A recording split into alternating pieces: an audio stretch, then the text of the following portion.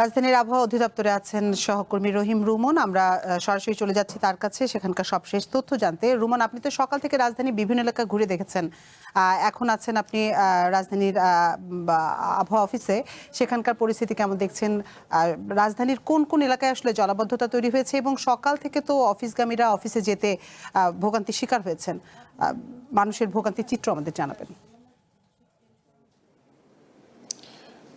আতিফা, শুরুতে একটু সংশোধনী আপনাকে দিতে চাই। আমি এই মুহূর্তে বন্যা পূর্বাভাস এবং সতর্কীকরণ কেন্দ্রে অবস্থান করছি। এখানে আমরা একটু জানতে এসেছি যে এই যে টানা বৃষ্টি হচ্ছে সারা দেশব্যাপী, এই বৃষ্টিতে বন্যার কোনো পূর্বাভাস আছে কিনা, কারণ আমরা গত 2-3 বছরের ভেতরে কিন্তু আকস্মিক বন্যা পরিস্থিতি দেখেছি। এবারে যে টানা বৃষ্টি হচ্ছে, বৃষ্টির যে পরিমাণ লক্ষ্য করছি তাতে কিন্তু অনেকেই বলছেন যে গত দুই এক বছরের ভেতরে যে আকস্মিক বন্যা হয়েছে, এবারও সে ধরনের শঙ্কা কিছুটা তারা দেখছেন। আমি আর কথা বাড়াতে চাই না। আমি বন্যা পূর্বাভাস কেন্দ্রে আমরা পেয়েছি নির্বাহী প্রকৌশলী সর্দার উদয় রায়হানকে। আমরা তার সাথে একটু কথা বলবো, তার কাছ থেকে একটু জেনে নিতে চাইবো যে বন্যা পরিস্থিতি আসলে কোন দিকে যাচ্ছে। এর আগে আমরা দেখেছি যে ফেনীতে আকস্মিক বন্যায় বেশ ক্ষয়ক্ষতি হয়েছে মানুষের। এবারের পরিস্থিতিটা কেমন? আমরা বিভিন্ন জায়গায় তথ্য পাচ্ছি যে 4টি জেলায় আকস্মিক বন্যা হওয়ার সম্ভাবনার কথা আমরা শুনছি। পরিস্থিতিটা আসলে কেমন, উদয় ভাই? জি, ধন্যবাদ।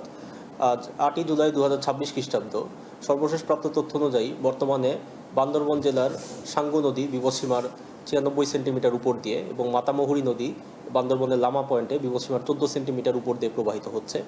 এবং গত 24 ঘন্টায় দেশের দক্ষিণ পূর্বাঞ্চলীয় পার্বত্য অববাহিকা এবং উত্তর পূর্বাঞ্চলীয় অঞ্চলে ভারী থেকে অতি ভারী বর্ষণ লক্ষ্য করা গেছে। সর্বোচ্চ চট্টগ্রাম প্রায় 258 মিলিমিটার বৃষ্টিপাত রেকর্ড হয়েছে। এছাড়া দেশের উজানে ভারতের মেঘালয়ের চেরাপুঞ্জিতে 126 মিলিমিটার বৃষ্টিপাত পরিলক্ষিত হয়েছে। আবহাওয়ার সাম্প্রতিক পূর্বাভাস ইঙ্গিত দিচ্ছে আগামী 3 দিন পর্যন্ত ভারী থেকে অতি ভারী বর্ষণের প্রবণতা অব্যাহত থাকতে পারে দেশের দক্ষিণ পূর্বাঞ্চলীয় চট্টগ্রাম বিভাগ এবং সেই সাথে উত্তর পূর্বাঞ্চলীয় সিলেট ময়মনসিংহ বিভাগ, তৎসংলগ্ন রংপুর বিভাগ এবং সংলগ্ন উজানের কিছু স্থানে। এর ফলে মূলত আগামী 3 দিন দক্ষিণ পূর্বাঞ্চলীয় অববাহিকার নদীর পানি বৃদ্ধি পেয়ে বান্দরবান ও কক্সবাজার জেলার নদী সংলগ্ন নিম্নাঞ্চলে বন্যা পরিস্থিতির অবনতি ঘটার আশঙ্কা রয়েছে। একই সাথে চট্টগ্রাম, খাগড়াছড়ি এবং ফেনী জেলার নিম্নাঞ্চলে স্বল্পমেয়াদী বন্যা পরিস্থিতি সৃষ্টির ঝুঁকি রয়েছে। এছাড়া উত্তর পূর্বাঞ্চলীয় সিলেট বিভাগের 4টি জেলা সিলেট, সুনামগঞ্জ, মৌলভীবাজার, হবিগঞ্জ এবং ময়মনসিংহ বিভাগের ময়মনসিংহ, নেত্রকোনা এবং শেরপুর জেলার প্রধান নদীসমূহ কিছু কিছু স্থানে বিপদসীমা অতিক্রম করে নদী সংলগ্ন নিম্নাঞ্চলে স্বল্পমেয়াদী বন্যা পরিস্থিতি সৃষ্টি করতে পারে। একই সাথে উত্তরাঞ্চলীয় তিস্তা নদী অববাহিকাতে লালমনিরহাট, নীলফামারী ও রংপুর জেলার নিম্নাঞ্চলে আগামী 24 থেকে 48 ঘন্টায় বিপদসীমা অতিক্রমের ফলে স্বল্পমেয়াদী বন্যা পরিস্থিতি সৃষ্টির ঝুঁকি রয়েছে। তো সার্বিকভাবে আগামী 3 দিন দেশের দক্ষিণ পূর্বাঞ্চলীয় চট্টগ্রামের পার্বত্য অববাহিকার 5টি জেলা এবং উত্তর পূর্বাঞ্চলীয় সিলেট ও ময়মনসিংহ বিভাগের 7টি জেলা এবং উত্তরাঞ্চলীয় তিস্তা অববাহিকার 3টি জেলা অর্থাৎ মোট 15টি জেলাতে স্বল্পমেয়াদী বন্যার ঝুঁকি রয়েছে এবং 2টি জেলা অর্থাৎ বান্দরবান ও কক্সবাজারে বন্যা পরিস্থিতি অবনতি ঘটার আশঙ্কা রয়েছে আগামী 3 দিনে।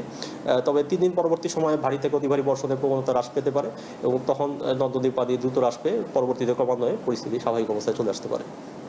সেক্ষেত্রে কোনো ধরনের সরকার কোনো ধরনের পরামর্শ আপনারা দিয়েছেন আগাম প্রস্তুতি নেওয়ার জন্য? জি, আমরা গণপ্রজাতন্ত্রী বাংলাদেশ সরকারের দুর্যোগ বিষয়ক স্থায়ী আদেশাবলী অনুসারে বাংলাদেশ পানি উন্নয়ন বোর্ডের বন্যা পূর্বাভাস ও সতর্কীকরণ কেন্দ্র বন্যার আগাম বার্তা প্রচার জাতীয় পর্যায়ে বন্যার আগাম বার্তা প্রচার করে আসছে এবং এই বিষয়ে বাংলাদেশ আবহাওয়া অধিদপ্তর সহ মাঠ পর্যায়ে দুর্যোগ ব্যবস্থাপনা অধিদপ্তর, বাংলাদেশ পানি উন্নয়ন বোর্ডের মাঠ পর্যায়ের পানি উন্নয়ন বিভাগসমূহ এবং স্থানীয় সরকার প্রশাসন নিবিড়ভাবে জড়িত আছে এবং তাদেরকে বন্যার আগাম সতর্কবার্তা যথাযথ মাধ্যমে প্রচারপূর্বক এই বিষয়ে স্থানীয় পর্যায়ে বন্যার বিষয়ে যথাযথ পদক্ষেপ গ্রহণ করা হচ্ছে যথাযথ কর্তৃপক্ষের মাধ্যমে। বলা হয় যে এক ধরনের বাঁধ বাঁধ না থাকার কারণে এই ধরনের বন্যা পরিস্থিতি সৃষ্টি হয়। গত 2 বছর আগে আমরা দেখলাম ফেনীতে যে আকস্মিক বন্যা হয়েছিল, সেই বন্যার পরে আসলে আমরা সেখান থেকে কতটা শিক্ষা নিয়েছি বা সেখান থেকে কতটা প্রস্তুতি নিতে পেরেছি, আপনি কিভাবে দেখেছেন বিষয়টা? জি, আমরা আসলে বিগত কয়েক বছর ধরেই লক্ষ্য করছি যে দেশে আকস্মিক বন্যার ঝুঁকি বেড়েছে এবং বিগত কয়েক বছরই আমরা বেশ বেশ প্রবল মাত্রার আকস্মিক বন্যা লক্ষ্য করেছি, বিশেষ করে 2024 সালে ফেনী জেলায় লক্ষ্য করেছি।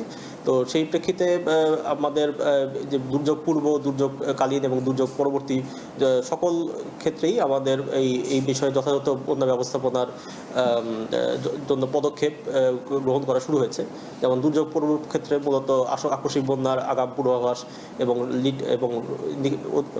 বন্যা পূর্বাভাসের সঠিকতা বৃদ্ধিতে কাজ করছি আমরা, এবং একই সাথে এই বিষয়ে যথাযথ সময় পূর্বে একদম স্থানীয় জনগণকে বন্যার বার্তা প্রচার করার জন্য পানি উন্নয়ন বোর্ডের সাথে দুর্যোগ ব্যবস্থাপনা অধিদপ্তর এবং বাংলাদেশ টেলিযোগাযোগ রেগুলেটরি কমিটি যথাযথভাবে কাজ করে যাচ্ছে, এবং একই সাথে বিভিন্ন বন্যা নিয়ন্ত্রণ, বন্যা ব্যবস্থাপনা বাঁধ ইত্যাদি পানি উন্নয়ন বোর্ডের সংশ্লিষ্ট মাঠ পর্যায়ে দপ্তর যথাযথভাবে নিবিড়ভাবে তদারকি করছে। আপনাকে ধন্যবাদ উদয় ভাই। আতিফা, শুনছিলেন যে আসলে বন্যার পরিস্থিতি আমরা বন্যা পূর্বাভাস কেন্দ্রের নির্বাহী প্রকৌশলীর মুখ দিয়ে শুনছিলাম। তিনি বলছিলেন যে একটা আকস্মিক বন্যার কয়েকটি জেলায়, অন্তত 15টি জেলায় আকস্মিক বন্যার সম্ভাবনা আছে, যদিও সেটি খুবই ক্ষণস্থায়ী হবে। আতিফা, এই এখন পর্যন্ত বন্যা পূর্বাভাস কেন্দ্র থেকে এই ছিল আমার কাছে সর্বশেষ। রহিম রুমন, আপনাকে অসংখ্য ধন্যবাদ আমাদের সাথে যোগ দেবার জন্য।